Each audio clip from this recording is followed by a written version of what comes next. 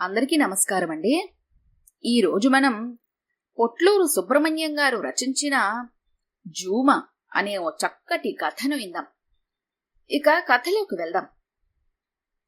ఆ దుష్ట సంగీతాలాపనకు గాఢ నిద్రలోంచి ఉలిక్కిపడి లేచాను. రోజు కంటే ఈ రోజు ఓ అరగంట ముందుగా లేచి తన సంగీత సాధన మొదలుపెట్టింది మండోదరి. ఆమె గొంతులో వర్షాకాలంలోని కప్పల బెకబెకలు, నిశరాత్రి కీకారణ్యంలోని కీచురాళ్ల రొదలు వినిపిస్తున్నాయి. ఇది ఈ రోజు నుంచి కాదు, గత 3 నెలలుగా జరుగుతున్న కాండవ దహనం. మా ఇంటి పక్క పోర్షను మల్లేశ్వరరావుకు అద్దెకిచ్చి 3 నెలలైంది. 10 ఏళ్ల క్రితం రిటైర్ అయిన వాణ్ణి నేను. పిల్లలిద్దరిలో ఒకడు అమెరికాలో, మరొకడు ఇంగ్లాండ్లో సెటిల్ అయిపోయారు.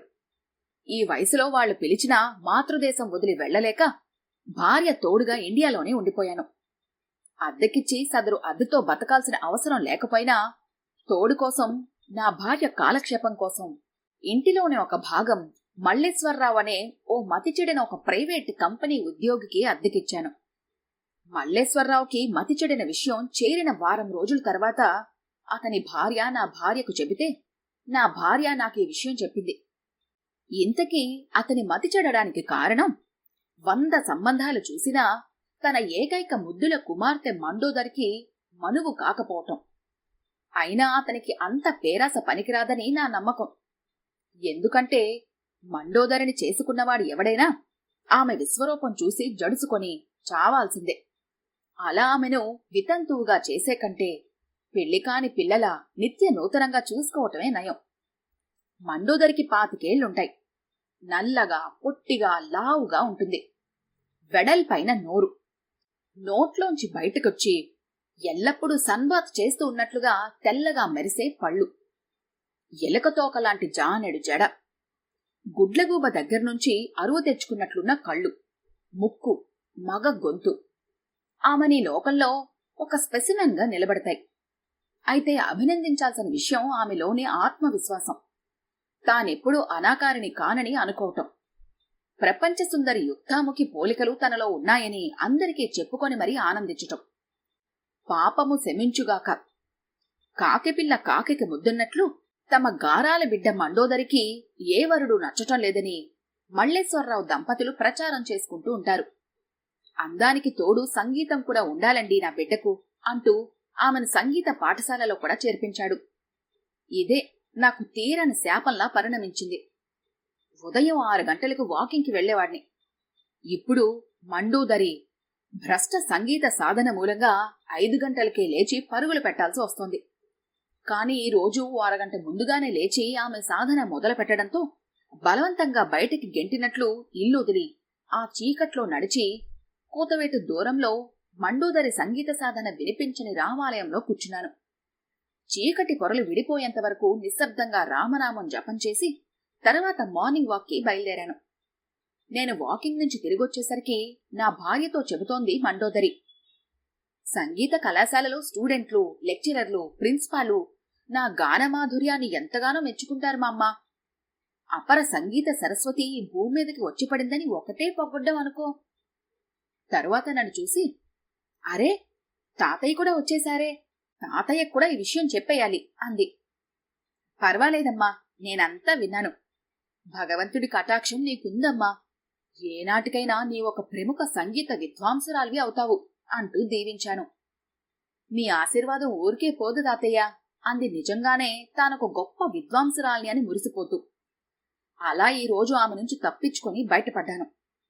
ఇలా ప్రశాంతతకు అలవాటు పడిన నాకు తన గానంతో అలజడి సృష్టించే మండోదరికి మౌన పోరాటం జరుగుతూ ఉండగా ఆ ఉదయం ఓ విచిత్రమైన సంఘటన జరిగింది. ఆ రోజు ఉదయం 9 గంటల ప్రాంతంలో వరండాలో ఈజీ చైర్లో కూర్చుని పేపర్ చదువుకుంటున్నాను.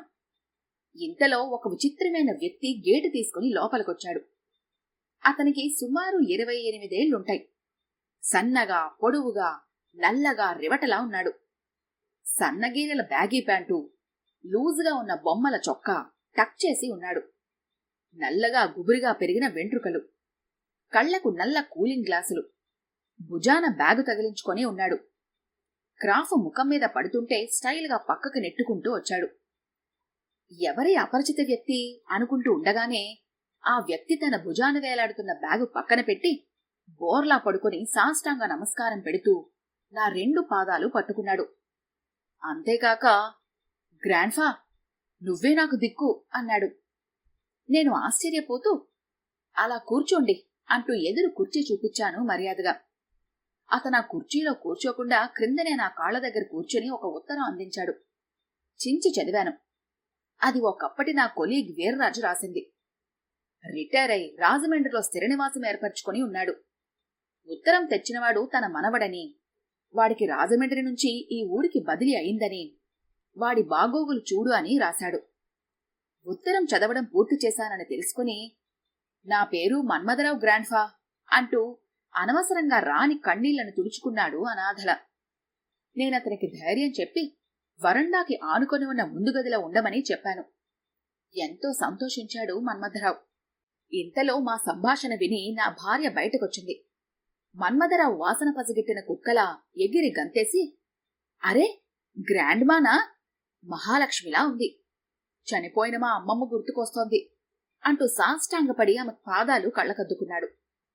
మురిసిపోయిన ఆమె, చిరంజీవ చిరంజీవ, సుఖీభవ సుఖీభవ అంటూ అప్పటి వరకు వంట కోసం బియ్యం చెరుగుతూ పిడికిట్లో పట్టుకుని ఉన్న బియ్యాన్ని అతని నెత్తి మీద చల్లింది. మన్మథరావు నేల మీదనే కూర్చుని కింద పడ్డ బియ్యపు గింజలు ఏరుకొని కళ్ళకద్దుకుని నోట్లో వేసుకున్నాడు. అదేమిటి నాయనా అవి తింటావు అంటూ నొచ్చుకుంది మావిడ. ఏం చేసేది గ్రాండ్మా, ఉదయం ట్రైన్లో ముఖం కడుక్కున్నాను. ఇప్పటి వరకు టిఫిన్ చేయలేదు. ఏడుపు ముఖం పెట్టుకొని అన్నాడు. అయ్యో, అలాగా నాయనా, స్నానం చేసిరా, నేను నీకు టిఫిన్ పెడతాను. అబ్బాయికి గది చూపించండి హడావిడిగా అంది మా ఆవిడ. నా భార్య కూడా మన్మథరావు ప్రవర్తనకు ప్రసన్నం కావటం నాకు చాలా ఆనందంగా ఉంది.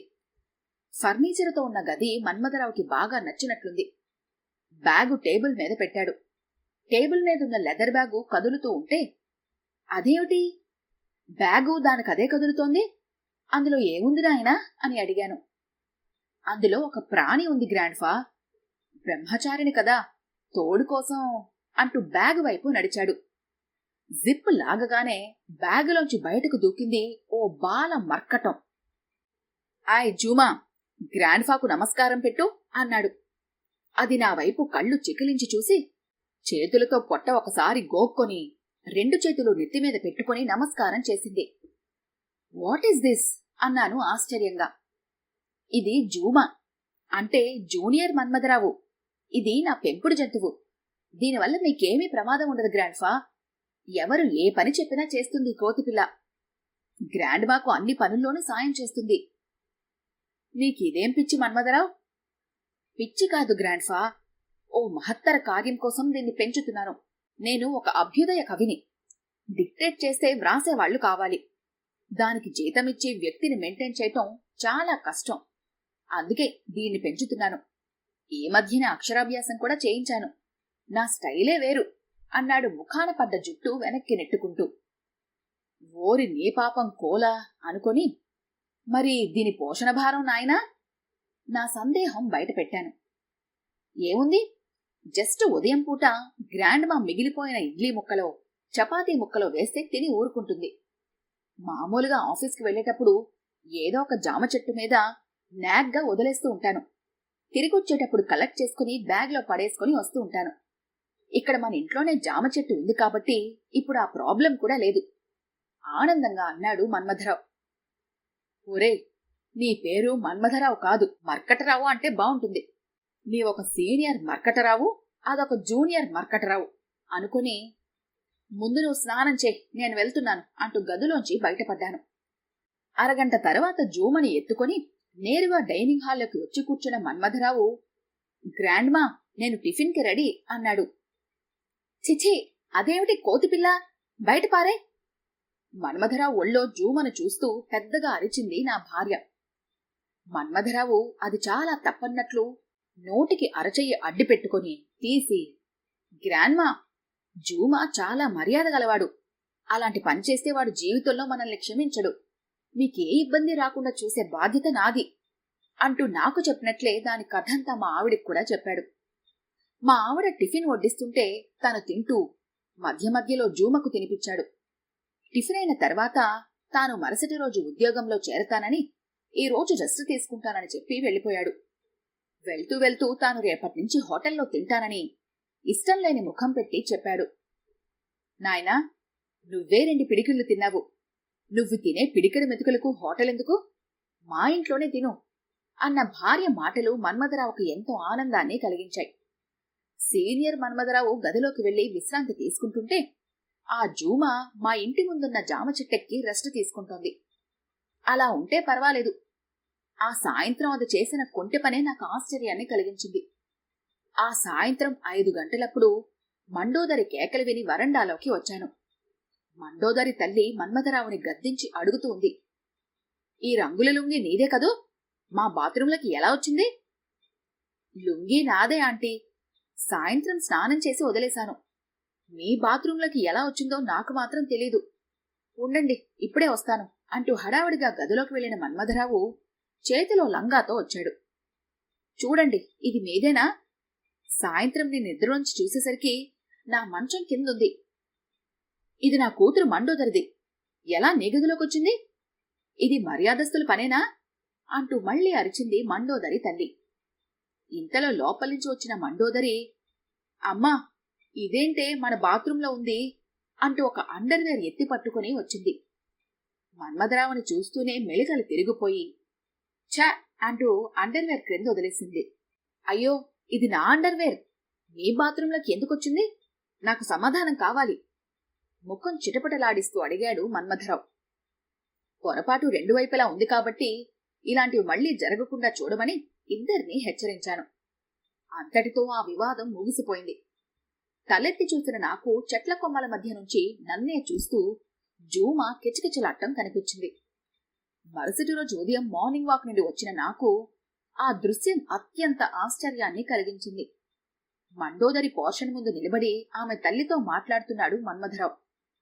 ఆంటీ, మరేం అనుకోకు. ఉదయం మీ ఇంట్లో నుంచి నాకు గంధర్వగానం వినిపించింది. ఎక్కడ దొరుకుతుందా క్యాసెట్టు? చెప్పాంటీ అంటున్నాడు గోముగా. తల్లికి వెనుకగా కొద్ది దూరంలో నిలబడి ఉన్న మండోదరి అయితే సరే సరి తల వంచుకొని పైట కొంగు వేలితో చుట్టుకుంటూ తెగ సిగ్గుపడిపోతుంది. మా ఇంట్లో టేప్ రికార్డర్ లేదు నాయనా, అది మా అమ్మాయి సంగీత సాధన అంటూ పక్కనే ఉన్న మండోదరిని చూపించింది. అవునా అంటూ బోలెడు ఆశ్చర్యాన్ని ప్రకటించిన మన్మథరావు, ఎంత బావుందండి ఆ టోను, ఎంతసేపు విన్నా ఇంకా ఇంకా వినాలనిపిస్తోంది అంటూ తెగ పొగిడాడు. మురిసిపోయిన మండోదరి సిగ్గు మొగ్గలవుతూ, అమ్మా, వారిని రాత్రి భోజనానికి మన ఇంటికి పిలవ్వే, నా సంగీతం వినిపిస్తాను అంది గారంగా. ఆమె అభ్యర్థన మేరకు మండోదరి తల్లి మన్మథరావుని భోజనానికి పిలవటం, ఆ రాత్రి అతను భోజనానికి వెళ్లటం, చాలాసేపటి వరకు సంగీతాలాపన, తర్వాత పొద్దుపోయేంత వరకు చర్చలు జరిగాయి. ఇలా ఇది ఒక్కరోజుతో పోలేదు, రోజూ దినచర్య అయిపోయింది. అంతేగాక జూమ మండోదరి ఇంటి నుంచి మన్మథరావు గదికి తెచ్చే లంగా మడతల్లోనూ, అలాగే మన్మథరావు గదిలోంచి తీసుకెళ్లే మండోదరి ఇంట్లో వేసే లుంగీ పొరల్లోనూ యథేచ్ఛగా ప్రేమలేఖలు బట్వాడా అవుతున్నాయని నాకు చూచాయిగా తెలిసింది. అంతేగాక మండోదరి నా ముందు చాలాసార్లు మన్మథరావు కవిత్వాన్ని విపరీతంగా పొగిడి సిగ్గుపడిపోవటం నా అనుమానాన్ని దృఢపరిచింది. ఇక లాభం లేదని నా స్నేహితుడు వీర్రాజుకు రాజమండ్రికి ఉత్తరం రాశాను. మన్మథరావు ఒక అనాకారి ప్రేమలో పడ్డాడని, మన చేయి దాటిపోతున్నాడని వచ్చి రక్షించుకోమని నేను. వీర్రాజు అర్జెంటుగా ఊడిపడతాడు అనుకున్న నాకు నిదానంగా అతని ఉత్తరం రాలిపడింది. అందులోని సారాంశం, వాడిని చేసుకోవటానికి ఈ ఉభయ గోదావరి జిల్లాల్లో ఏ ఆడపిల్ల ముందుకు రాలేదు. అనాకారైన మండోదరి ఆడపిల్ల కాబట్టి గంతకు తగ్గ బొంతని నువ్వే పెద్దరికం తీసుకుని వాళ్ళిద్దరికీ ముడే. వాళ్ల పెళ్లికి ముహూర్తం పెట్టి నాకు తెలియజేస్తే పెళ్లికి 2 రోజులు ముందుగా వస్తాను అని రాశాడు. ఉత్తరం చదివి దిక్కుతోచక తలపైకెత్తిన నాకు తోక వేలాడేసి జామకాయను కొరుక్కు తింటూ నిక్కి నిక్కి చూస్తూ దీనికంతటికీ కారణమైన జూమ కనిపించింది. ఈ కథ కనుక మీకు నచ్చినట్లయితే లైక్ చేయండి, షేర్ చేయండి. మరిన్ని ఇంట్రెస్టింగ్ కథల కోసం మా ఛానల్ని తప్పకుండా సబ్స్క్రైబ్ చేసుకోండి.